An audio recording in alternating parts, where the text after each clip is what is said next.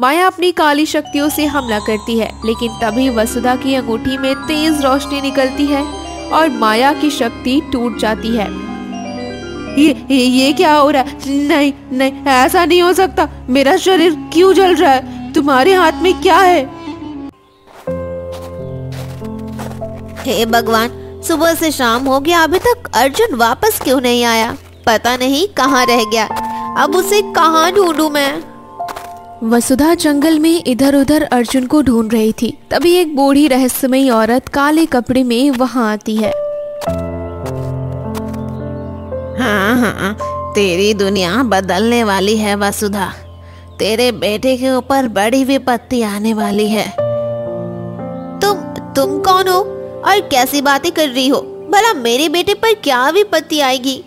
ये तो सीधा साधा है, काम पर गया है, कुछ ही समय में लौट आएगा। माया हूँ मैं, माया। जो भविष्यवाणी करती हूँ सच ही करती हूँ, और मेरी भविष्यवाणी कभी झूठी नहीं होती। सब बदलने वाला है। भगवान के लिए ऐसा मत कहिए। कोई तो रास्ता बताइए जिससे मैं इस मुश्किल का हल निकाल सकूं। तो सुन, अगर तू अपने बेटे को बचाना चाहती है तो जंगल में एक झोपड़ी है। वो झोपड़ी के अंदर एक विचित्र सिक्का रखा है। अगर तू वो सिक्के को ले आएगी तो तेरे बेटे पर लगे सभी ग्रहण और संकट दूर हो जाएंगे। वे सभी विपत्तियों से बच जाएगा। बस उस सिक्के को अपने घर में रख लेना। अगर तूने कुछ ना किया तो बाद में मत कहना कि माया ने तुझे आगाह नहीं किया था। ठीक है, मैं वो सिक्का लाऊंगी। मैं अपने बेटे के लिए कुछ भी कर सकती हूँ। मैं अपनी इकलौती औलाद पे आंच तक नहीं आने दूंगी। सब मोह माया है, सब बदलने वाला है। इतना कहकर वसुधा घने जंगल की ओर निकल पड़ती है। कुछ देर बाद वो एक पुरानी झोपड़ी के पास पहुंचती है। अंदर अंधेरा था। जैसे ही वो झोपड़ी के भीतर जाती है, माया बाहर से दरवाजा बंद कर लेती है। अरे ये तुम क्या कर रही हो? मुझे बाहर निकालो, दरवाजा खोलो। नहीं, ये तो मैं चाहती थी कि तुम इस झोपड़ी में बंद कर दो। यही मेरी चाल थी। तुम ये क्यों कर रही हो? मुझे जाने दो। मेरा बेटा मेरा इंतजार कर रहा होगा। वो तुम्हारा बेटा नहीं बल्कि मेरा बेटा है। तुम उससे दूर रहो। अब मैं तुम्हारे बेटे को तुमसे छीन लूंगी। क्या कह रही हो तुम? नहीं, ऐसा मत करो। भगवान के लिए मेरा बेटा मुझे दे दो। मैंने उसे 9 महीने पेट में रखकर जन्म दिया है। फिर वो तुम्हारा बेटा कैसे हो सकता है? तुम झूठ बोल रही हो। नहीं, ये मेरा बेटा है। एक दिन मैं ये बात तुम्हें साबित करके रहूंगी। मैं सबूत लेकर आऊंगी जिससे तुम्हें यकीन हो जाएगा कि ये मेरा ही बेटा है। भगवान के लिए ऐसा मत करो। मुझे मेरा बेटा दे दो। तुम्हें जो चाहिए ले लो, पर मेरा बेटा मुझसे मत छीनो।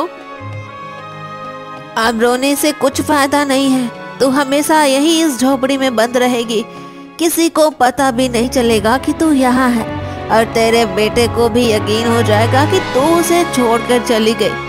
फिर वो मुझे ही अपना माँ मानेगा। इतना कहकर माया जोर से हंसती है और वहाँ से चली जाती है। हे भगवान, मैंने क्या कर दिया? मैं माया के जाल में फंस गई। अब मुझे कोई रास्ता नहीं दिख रहा। हे प्रभु, मेरे बेटे की रक्षा करना। पता नहीं वो औरत मेरे बेटे के साथ क्या करने वाली है। वहीं दूसरी तरफ अर्जुन काम से लौट आता है।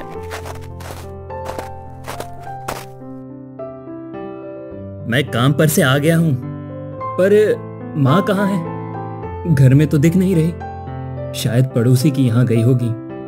कुछ देर रुकता हूँ। भूख भी लगी है। माँ आएगी तो साथ ही खा लूंगा। अर्जुन बैठा रहता है। धीरे धीरे रात हो जाती है। ये क्या है? रात हो गई और माँ अभी तक नहीं आई। कहीं कुछ हो तो नहीं गया? नहीं नहीं, ऐसा नहीं हो सकता। मेरी माँ को कुछ नहीं हो सकता।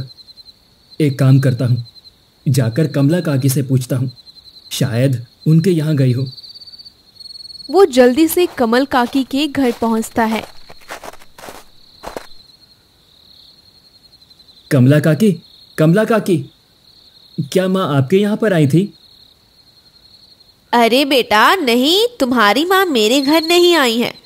तेरी चाची खुद दोपहर में उसके घर गई थी थोड़ा चीनी मांगने, पर वो तो घर पर थी ही नहीं। तब तो कहीं दिखाई नहीं दी, पता नहीं कहाँ चली गई है। क्या कह रही हैं आप?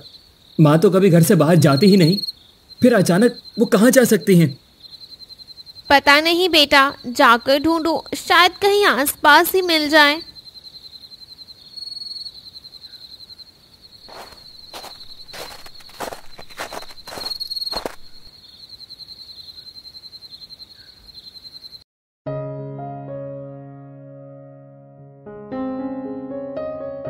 नहीं, अब मुझे माँ को ढूंढना ही होगा।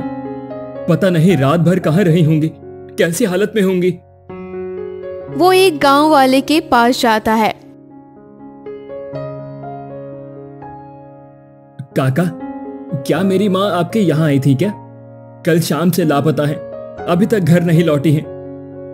अरे नहीं रे, तेरी माँ मेरे यहाँ क्या करने आएंगे? काका, मुझे आपके घर में देखने दो, कहीं माँ गुस्सा होकर यहाँ बैठी तो नहीं। अर्जुन बिना अनुमति के घर में घुसने की कोशिश करता है। अरे नालायक, तमीज नहीं है, घर में औरतें हैं और तू ऐसे ही अंदर चला आता है। चल निकल यहाँ से, वरना टांगे तोड़ दूंगा तेरी, समझ गया ना? आइंदा अगर ऐसे घुसा तो ठीक नहीं होगा। वो अर्जुन को धक्के मारकर बाहर निकाल देते हैं। थका हारा अर्जुन रास्ते पर बैठ जाता है। हे भगवान, अब क्या करूं मैं? सब जगह तो ढूंढ लिया, पर माँ का कोई पता नहीं है। सुबह से दोपहर हो गई है, फिर भी कुछ नहीं मिला। तभी अचानक माया वहां आ जाती है। क्या हुआ बेटा अर्जुन, तू इतना परेशान क्यों है? आप कौन हैं और मुझे बेटा कह रही हैं? क्यों? अरे सुना है कि तू अपनी माँ को ढूंढ रहा है। तेरी माँ नहीं मिल रही है तो जब तक वो नहीं मिलती तू मेरे पास रह ले, मुझे माँ बोल दे। वैसे भी मैं तेरी माँ की ही उम्र की हूँ। नहीं, मैं अपनी माँ की जगह किसी और को नहीं दे सकता। मेरी माँ सिर्फ मेरी माँ है, कोई और उसकी जगह नहीं ले सकता है। अरे तू तो बुरा मान गया, मैं तो यूं ही कह रही थी। चल मेरे साथ, मैं तुझे अच्छी जिंदगी दूंगी। तुझे कोई काम नहीं करना पड़ेगा, मैं तुझे राजकुमार की तरह रखूंगी। मेरी बात मान ले। मेरी माँ ने मुझे सिखाया है कि किसी अजनबी पर भरोसा नहीं करना चाहिए और ना ही किसी चीज का लोभ करना चाहिए। इसीलिए मैं आपके साथ नहीं जाऊंगा। ये क्या, ये तो मेरी बातों में नहीं आ रहा है। पर कुछ भी हो जाए, मैं इसे अपना बना कर ही रहूंगी। अर्जुन वहां से चला जाता है और घर लौट आता है।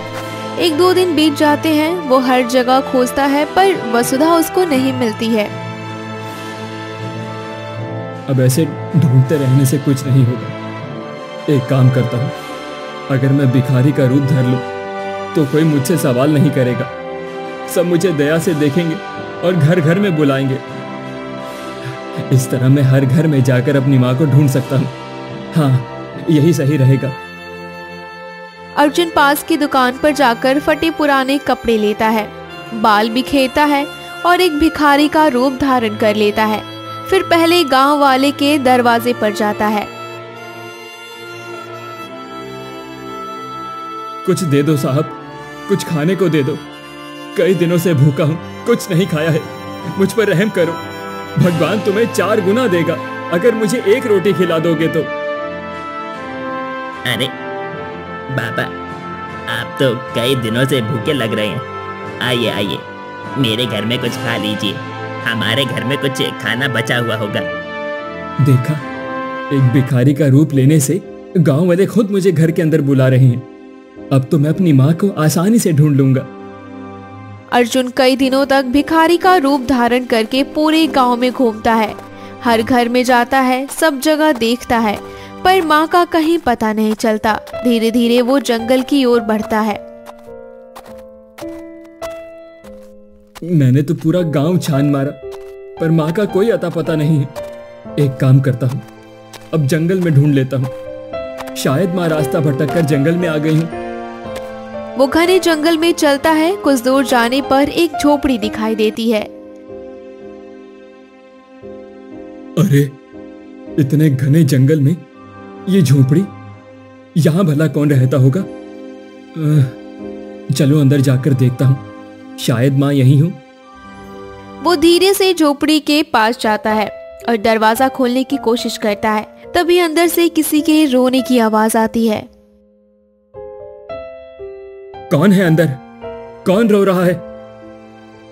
कौन है बाहर? मैं अर्जुन हूँ। मैं अपनी माँ को ढूंढने के लिए यहाँ तक आया हूँ। आप कौन हैं? परेशानी में लग रही हैं। बताइए, मैं आपकी मदद करूंगा। मैं हूँ बेटा, मैं तेरी माँ वसुधा। मुझे उस झोपड़ी में बंद कर दिया गया है।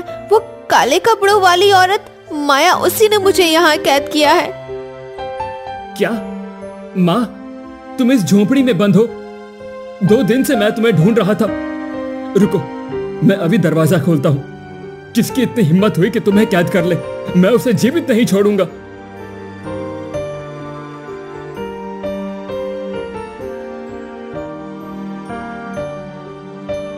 नहीं बेटा, ये दरवाजा तंत्र विद्या से बंद किया गया है। वो औरत यहीं से थोड़ी दूर पर रहती है। सुबह शाम यहाँ आती है और मुझे धमकी देती है कि वो मुझे कभी आजाद नहीं करेगी। वो काला जादू जानती है। माँ, चाहे वो कितनी भी शक्तिशाली क्यों ना हो, एक बेटे को उसकी माँ से अलग नहीं कर सकती है वो। मैं उसके पास जाऊंगा और तुम्हें इस बंधन से किसी भी कीमत पर आजाद करूंगा। नहीं बेटा, ऐसा मत करना। वो बहुत खतरनाक है। तुम उसके पास मत जाना। रहने दो, मैं जैसी भी हूँ, पर तुम सुरक्षित रहो। गांव वापस जाओ, उसके चक्कर में मत पड़ो। नहीं माँ, मैं तुम्हें इस हालत में नहीं छोड़ सकता हूँ। चाहे जो हो जाए, तुम्हें आजाद करके ही दम लूंगा मैं।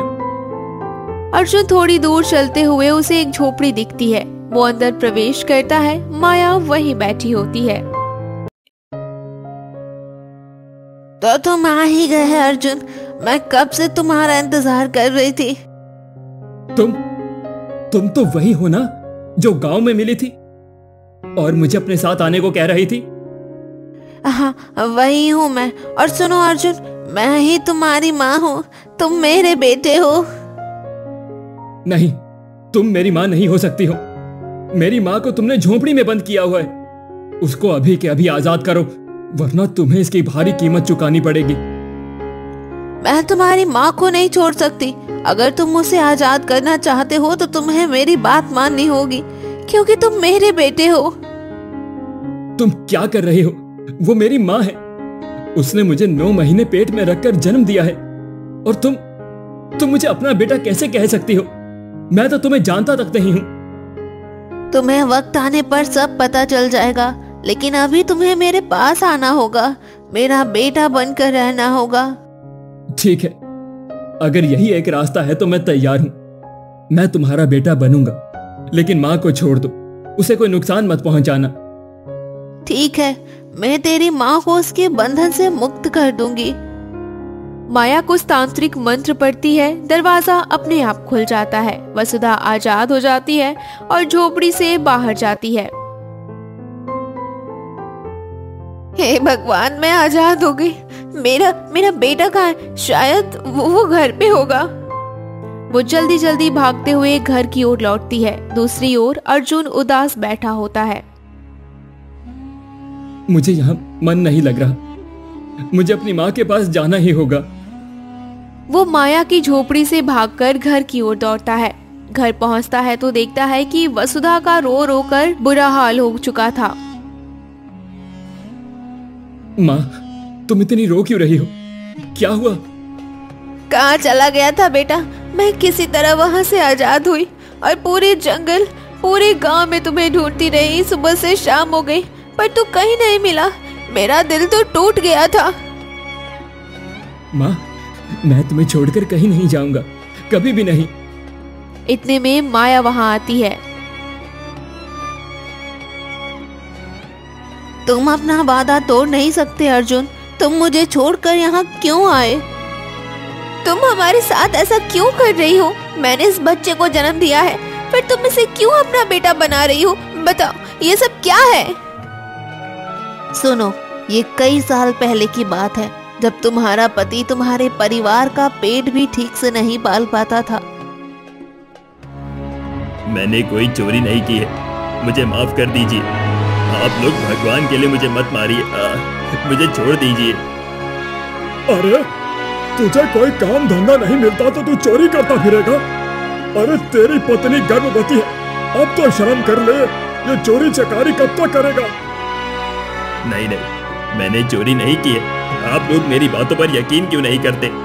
वो मुखिया झूठ बोल रहा है, बस मुझे फंसाना चाहता है वो, क्योंकि मैंने उसका काम करने से मना कर दिया था, इसीलिए। अरे मेरे मुखिया पर झूठा इल्जाम लगाता है, निकल जाए यहाँ से। इतना कहते ही गांव वाले विष्णु पर पत्थर फेंकने लगते हैं। विष्णु घायल होकर गिरता है और रोते रोते घने जंगल में चला जाता है। फिर कुछ दूर जाकर बेहोश होकर गिर जाता है। अरे इतने घने जंगलों में ये घायल व्यक्ति कौन है? इसका तो बुरा हाल हुआ पड़ा है, खून भी बह रहा है। एक काम करती हूँ, इसे अपनी झोपड़ी में ले जाकर मदद करती हूँ। माया विष्णु को पकड़कर अपनी झोपड़ी में लाती है, औषधि लगाती है और पानी पिलाती है, जिससे विष्णु को धीरे धीरे होश आ जाता है।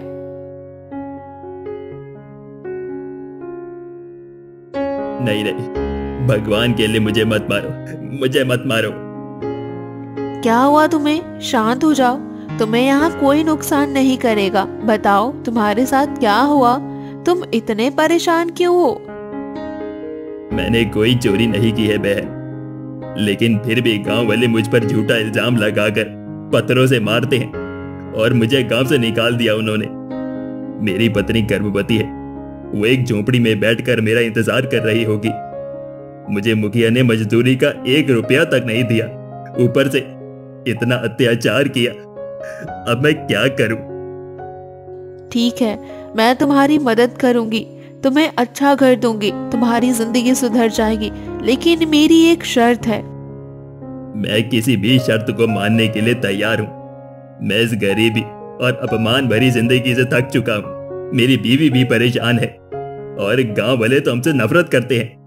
आप जो कहेंगी मैं वो करूंगा। देखो, मैं शादीशुदा नहीं हूँ और ना कभी शादी कर सकती हूँ। मुझे जीने के लिए एक सहारा चाहिए। तुम अपना बच्चा मुझे दोगे जब वो इस दुनिया में आ जाएगा। ये आप क्या कह रही हैं भला? मैं अपना बच्चा आपको कैसे दे सकता हूँ? सोच लो विष्णु, तुम्हारी हालत खराब है, तुम्हारी बीवी गर्भवती है और भूख भी है। अगर मैं मदद ना करूँ तो तुम सबका जीवन खत्म हो जाएगा। मेरी मदद से तुम दोनों सुखी रहोगे और तुम्हारा बच्चे के साथ सुरक्षित रहेगा। इसमें तीनों की भलाई होगा, सोच लो। ये भी ठीक कह रही हैं। वैसे भी अगर मेरा बच्चा भूख से मर गया तो क्या बचेगा? 2 दिनों से वसुधा ने कुछ नहीं खाया है। अब मुझे पैसों की सख्त जरूरत है। ठीक है, मैं तुम्हें वचन देता हूँ, जैसे ही मेरा बेटा जन्म लेगा मैं तुम्हें उसे सौंप दूंगा। ठीक है। माया अपने घर के कोने से एक संदूक निकालती है जिसमें सोना चांदी रखे थे। वो उसे विष्णु के सामने रख देती है। इतना सारा धन? ये सब अब तुम्हारा है। तुम्हें एक अच्छी जिंदगी मिलेगी, लेकिन अपना वादा मत भूलना। मैं कभी नहीं भूलूंगा, लेकिन एक माँ से बच्चा अलग करने के लिए थोड़ा समय चाहिए। मैं अपनी पत्नी को ये बात समझा नहीं पाऊंगा और बच्चे को जन्म के बाद कुछ समय तक उसकी माँ का दूध भी चाहिए। इसीलिए कुछ समय हमें साथ रहने दो। ठीक है, जब ये 15 वर्ष का होगा तभी मेरे किसी काम का रहेगा। तब तक वो तुम्हारे पास रह सकता है। हाँ, मुझे याद आया, वो एक बार मुझसे इन बारे में बोले थे, लेकिन मैंने उन्हें साफ मना कर दिया। उसके बाद वो गुस्से में कहीं चले गए। अब 5 वर्ष हो गए, पर 5 वर्ष से उनका कोई पता नहीं चल रहा, क्योंकि मैंने उसे मार दिया है। ये तुम क्या कह रही हो? तुमने मेरे पति को क्यों मारा? क्योंकि वो बच्चे देने से इनकार कर गया था। वो साफ मना कर रहा था, धन ले लो, कुछ भी ले लो, पर मैं अपना बच्चा नहीं दूंगा। ऐसे थोड़ी ना होता है। मेरी शक्तियों में जो एक बार वचन दे दिया वो दे दिया, इसलिए मैंने उसे मार दिया। वो मेरी बात को मना कर रहा था। नहीं, तुमने ये क्या किया? मेरे पिताजी को क्यों मार दिया? मेरे पिताजी को क्यों मारा तुमने? हम लोग इतने दिनों से सोचते रहे कि वो वापस आएंगे, दूसरे शहर या दूसरे गांव गए हैं काम करने। तुमने ऐसा क्यों किया? मैं तुम्हें छोड़ूंगा नहीं। तुम एक औरत होकर इतनी पत्थर दिल कैसे हो सकती हो? तुमने मेरे पति को मार दिया, मेरा सुहाग को उजाड़ दिया। इतने दिनों तक कम से कम उम्मीद तो थी कि मेरे पति लौट आएंगे, लेकिन तुमने ये ठीक नहीं किया। तुम लोग मेरा कुछ नहीं बिगाड़ सकते। बस मुझे ये अर्जुन चाहिए और इसे पाने के लिए मैं कुछ भी कर सकती हूँ। मैं इतने वर्षों से इसका इंतजार कर रही हूँ, लेकिन अब नहीं करूँगी। तुम कुछ नहीं कर पाओगी। तुमने मेरे पति को तो छीन लिया, पर मेरे बेटे को मुझसे दूर नहीं कर पाओगी। चल रोक के दिखा। अचानक एक तेज रोशनी फैलती है और माया अर्जुन को लेकर वहां से गायब हो जाती है। नहीं, मेरा बेटा कहाँ चला गया? अर्जुन, अर्जुन! वो पागलों की तरह सब जगह ढूंढती है, पर अर्जुन कहीं नहीं मिलता। फिर वो रोती हुई मंदिर की तरफ चली जाती है।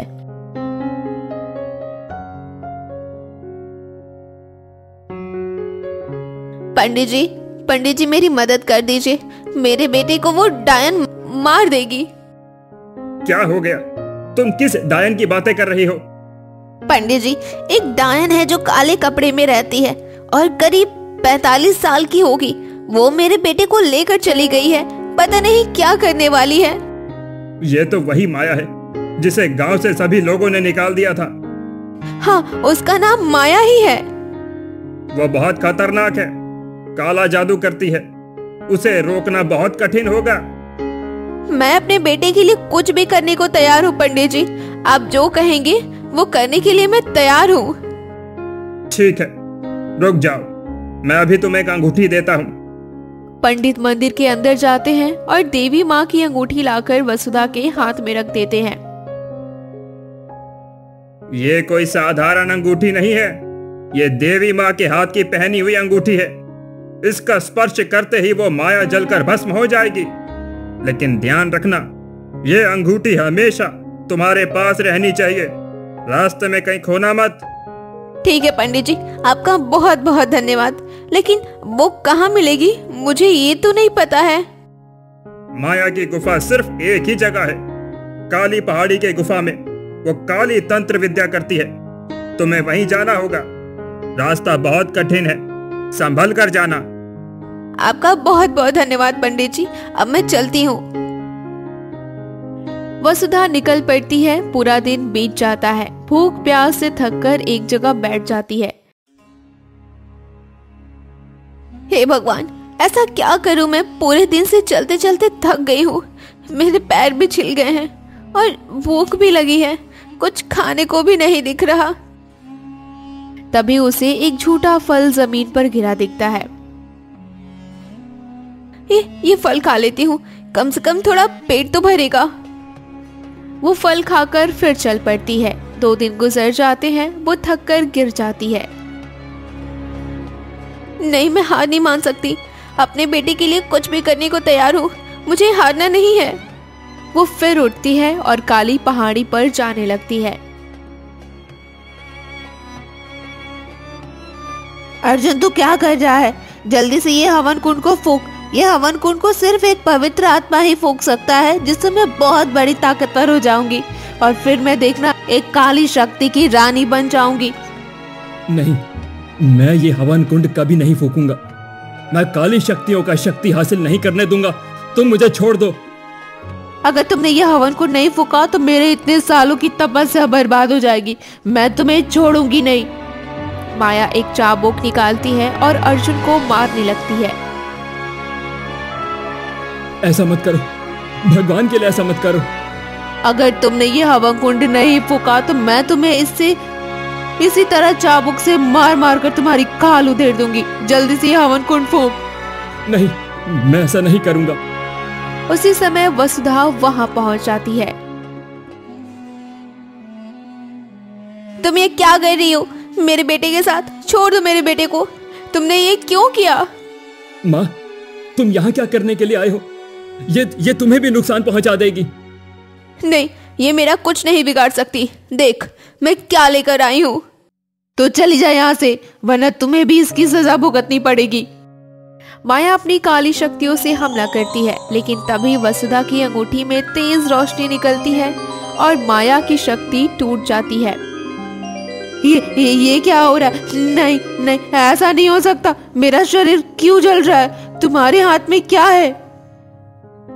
तुम जैसी पापी शक्तियों के लिए ये पुण्य शक्ति का प्रतीक है। ये माता रानी की अंगूठी है। इसके आगे तुम्हारी काली शक्तियां धूल की तरह उड़ जाएंगी। तुम अब मेरा कुछ नहीं बिगाड़ सकती। वसुधा अंगूठी माया के सामने रखती है और तेज रोशनी फैलती है और माया जलकर भस्म हो जाती है। माँ, तुम ठीक हो ना? हाँ बेटा, मैं ठीक हूँ।